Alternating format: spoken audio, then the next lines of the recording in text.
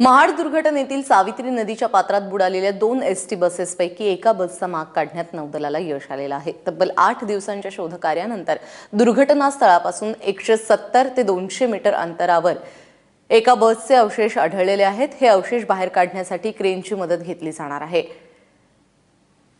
त्याचबरोबर एनडीआरएफच्या पथकालाही पाचारण करण्यात आलेलं आहे। 4 ऑगस्ट पासून हे अवशेष शोधण्यासाठीचे प्रयत्न सुरू होते। अखेर त्या प्रयत्नांना यश आलेलं आहे। आपण पाहू शकतोय एसटीचे अवशेष आपल्याला पाहायला मिळतात। मोठा अवशेष आहे हा, ज्यामध्ये संपूर्ण गाडीचा सांगाडा आपल्याला पाहायला मिळतोय। आशिष घरात आपले प्रतिनिधी आपल्याबरोबर आहेत। आशिष, आज जे अवशेष सापडलेत त्याबद्दल काय माहिती?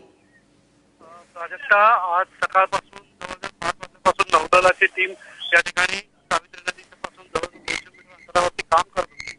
त्यांना त्या ठिकाणी गाडीचे काही 3 पार्ट लोकेट झाले होते। सकाळपासून सुरू असलेल्या प्रयत्नानंतर दुपारी जवळजवळ 12 वाजल्याच्या सुमारास जेव्हा जेसीबी आणि हायड्रा या ठिकाणी आले होते, त्यानंतर पुन्हा प्रयत्न सुरू झाले ही पूर्ण गाडी बाहेर काढण्याचे। आणि आता जवळजवळ 4 तासाच्या प्रयत्नानंतर ही गाडी जी आहे पाण्यातून बाहेर काढलेली आहे।